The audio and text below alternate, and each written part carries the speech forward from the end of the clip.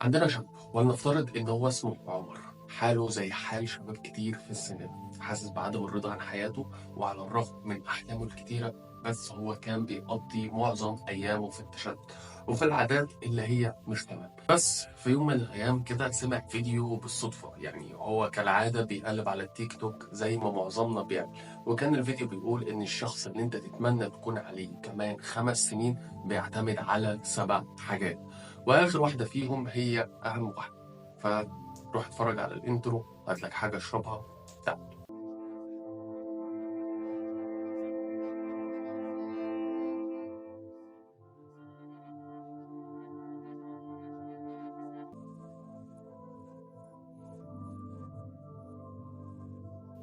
اول حاجه بدا عمر ان هو يعملها ان هو يقرا كل ليله. بدا بالروايات الخفيفه وبعد كده بدا ينتقل للكتب اللي بتتكلم عن القياده، عن المال، عن يعني تطوير الذات، والمواضيع اللي تخليك تحسن حياتك. واتعلم من خلال الكتب والمواضيع دي ان عشان حياتك تتحسن لازم تتحسن قرارات. والنتيجة بقت إن عمر تفكيره بقى يعني أحسن، بقى فيه استراتيجيات أكتر وأحسن، وكمان قراراته بقى فيها حكمة أكتر وأكتر. تاني شيء كان مهم عمر إن هو ياخد باله منه هو الأكل بتاعه. ما كانش ينفع إن هو يطور من نفسه من غير ما يكون عارف وفاهم الأكل بتاعه هل هو مفيد لجسمه وعقله ولا لأ. فبدأ يقلل من الوجبات السريعة، بدأ ياكل خضار وفاكهة كتير، وكمان يزود من البروتين في الأكل بتاعه. ونتيجة اللي عمله ده إن هو بقى عقله صافي أكتر وأكتر، وبقى في فرق كبير في طاقته، ومبقاش بيحس بالتعب أو الإرهاق وهو لسه في نص اليوم.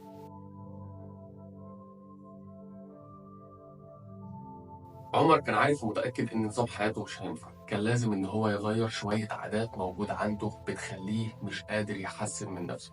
فبدأ بحاجات بسيطة، بدأ إن هو يصحى بدري، يكتب الأهداف بتاعته اليومية، وبدأ كمان إن هو كل يوم الصبح يشكر ربنا إن هو اداله فرصة تانية يقدر يكون فيها أحسن. نتيجة الكلام ده عمر بقى منضبط أكتر، عنده إنتاجية أكتر، وبدأ كمان في مشروعه الخاص اللي كان فاكر إن هو مستحيل إن هو يبدأ فيه أو حتى يستمر فيه.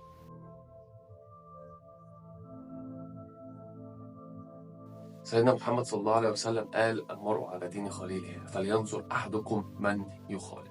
صدق رسول الله صلى الله عليه وسلم. أصحابك هم سبب أساسي من عدم نجاحك، سواء كنت في المدرسة أو في الشغل أو في أي شيء في الدنيا. هم مش السبب الأساسي ولكن هم سبب من الأسباب اللي بتخليك ما تكملش في اللي أنت بتعمله. لو كان صحابك دول ناس سلبيين ومش بيشجعوك في إن أنت تكمل في اللي أنت بتعمله أو مش بيقفوا جنبك. وده اللي صاحبنا عمر عمله. بدأ يراجع علاقاته مع أصحابه وقرر إن هو يبعد عن الأشخاص السلبيين، وساب بس الناس اللي فعلا يتقال عليهم إن هم أصحاب بجد، الناس اللي هم بيشجعوه، الناس اللي بيدعموه، الناس اللي هم بتساعده أو الناس اللي بتساعده وقت ما يكون محتاج مساعدة بجد.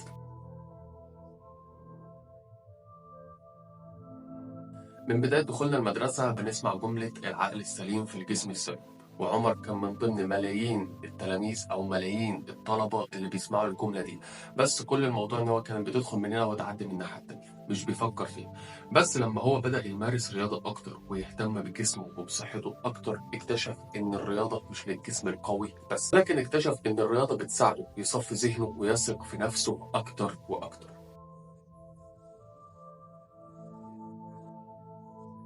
عشان تكون غني في عمرك ما هتكون غني من ان انت تحوش فلوس كل شهر من المرتب بتاعك وتركنهم على جنب.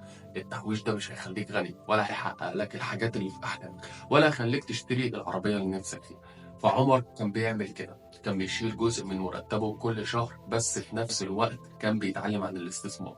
وبدأ ان هو يستغل الجزء اللي كان بيشيله ده بذكاء، استغله في كورس يفيده في شغل ويساعده ان هو يحسن من مكانته في الشغل. بدأ ان هو يشارك في مشروع مع واحد صاحبه. المهم إن عمر ما سابش الفلوس دي تفضل كده زي ما هي، عشان بعد 5 سنين عمر يلاقي إن هو عنده دخل إضافي عن مرتبه، بدأ إن هو يحقق منه أحلامه اللي كان نفسه فيها فعلا.